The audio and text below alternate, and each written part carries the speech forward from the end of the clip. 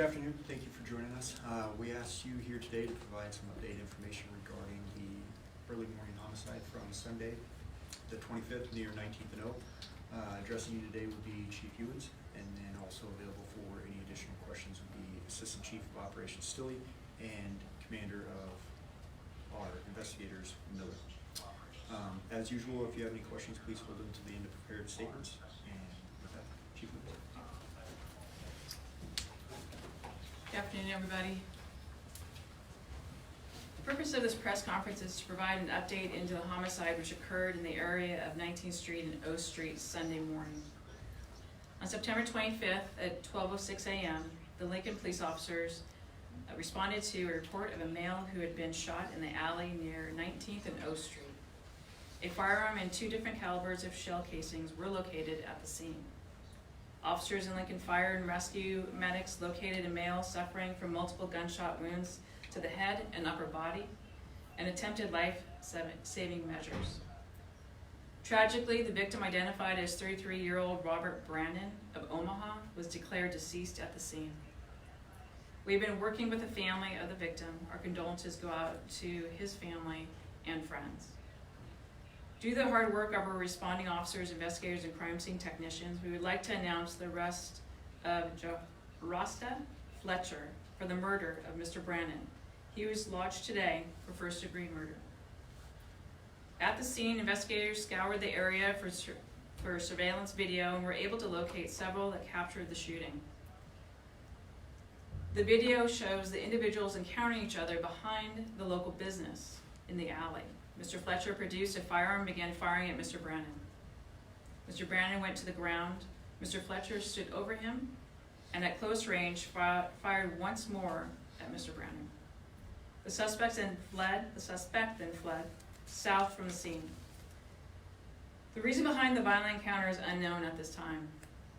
Based on other video in the area, our investigators were able to identify Mr. Fletcher as a suspect in this case and began looking for him. At approximately 10:45 a.m. today, Mr. Fletcher was located at 35th and Van Dorn Street and was taken into custody without incident. Based on video, we know that several people witnessed this incident, and we believe they have information that will be helpful to investigators. We encourage these individuals or anyone with information on this case to call either 402-441-6000 or make an anonymous report to Crime Stoppers at 402-475-3600. With that, I'll take questions if you have some. Do you know if they knew each other in any way? We're still looking into that. Were they at that business at any point? Do you know? We're still, the other people in the video can really clarify that for us so we can understand a little bit more about why the interaction occurred to begin with. So we'd love to know that. What kind of firearm casings and what firearms did you find on the scene? Did you want to answer that question? The firearm located at the scene was a semi-automatic handgun, and there was all the casings located at the scene were also from a semi-automatic handgun. And have you found, I guess, the suspected murder weapon then, or? That'll have to go out to be examined before we can actually say.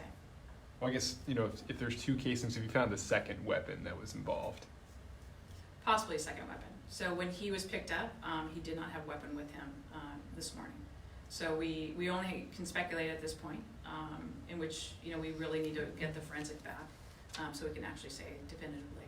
Did you guys have to warn the neighborhood where you were in at the time to notify people just to stay indoors or to shelter in place while you guys were looking for him? Was there a shelter in place order at all? You want to take care of that? Yeah. So you're probably familiar that we work closely with Lincoln Public Schools, and that's very close to Southeast High School. So I was in communication with the security director there, making them aware. They handle their protocols as they see fit. We just provide them some of that information that something's happening in their area. And I guess you kind of already touched on this, but is it clear if they were, had they been together at all throughout the night, or I guess anything that led up to this you can say more about? As you can imagine in these, There's a lot of video to go through, some in businesses, some in around businesses. So we're going through all of that right now to see if they were together at any point, if there was anything that happened prior to the shooting, but right now we just don't have that. This marks, I think, 10 homicides in the county this year, 8 in the city, all of which have come since the middle of May. It's kind of an intense streak of violence for Lincoln. I guess, is there anything you could say to assure residents or, people who have concerns and have addressed them on social media? They have concerns and we have concerns as well about the violence in our city. Looking at the trailing 5 years, this is the most shooting incidents and the most shooting victims that we've had. And I will just say to that crime prevention is a community responsibility. Certainly our officers are going out there making arrests, developing cases, trying to present the best case to give to the county attorney's office. But we also need people to come forward and tell us the things that they know. And this case, it highlights that. Based on video, we know that people witnessed the shooting and they need to come forward and give us the information that they have. If they have video, if they have more information about any interaction that they had prior in the evening. This is a community problem and we need to handle it as a community. So we will do our part, but we need people to come forward and help us out. To your question, Andrew, I think, we also have to look at the fact that a lot of these shootings were gang related. People's anger towards each other cannot always be about grabbing a firearm. That can't be the solution. And so we need to make sure that we understand that throughout our community, firearms are not the answer to an argument. Either is picking up a knife. And so we need to be clear as a community. Are we going to be serious about that fact? Our guns, guns are very easy to get. A lot of our cars being broken into. Some of them, guns are stolen. Sometimes people don't even know for weeks, if not months, if their gun was actually taken. And so the availability of these guns is so important because we can actually stop that from happening. So people need to secure their guns, make sure they know where it is, and do the right thing. But, these arguments, a lot of them are spur of the moment type of reaction. I don't know we're still looking into this case, but we really have to examine it.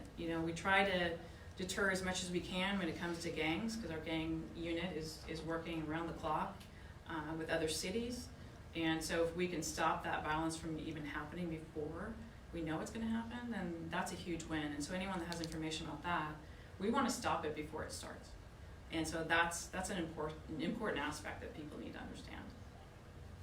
I guess, are you guys investigating whether there was gang involvement in either of this weekend's shootings? We look at that for every case. And have you? But yes, we will be looking into that as well. We don't have anything at this point. With the other people you said were at the scene that might have seen anything, do you think any of those people were related to either of the people involved? We don't know that as of yet. Question for Captain Miller. You probably work closest with the investigative unit. What is this kind of rash of violence meant for your investigators who are called there in the middle of the night and have to kind of spring into action? What does that do to that unit? Well, it creates a lot of sleepless nights for them. They've been fantastic though. When we call at midnight, 1 o'clock, 2 o'clock in the morning, they're quick to answer and respond because they want to do the right thing and help. But they've been working really hard, and certainly it becomes frustrating when these things continue to go on. But it certainly is a kind of a light at the end of the tunnel when we're able to make arrests so quickly on these cases. So they've been working hard, and I think they have a good attitude with it. So. Yeah, let me remind you that the closure rate for homicides is over 100%. They work very, very diligently. The officers on the street, our crime scene technicians, as well as our investigators.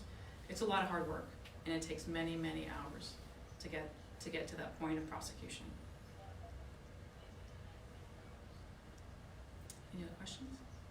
I know this press conference was directly related to this homicide, but do you guys have any updates on the shooting into the crowd? No, I don't have anything new on that. Anything else? Thanks, everybody. Appreciate it. Thank you. Thank you.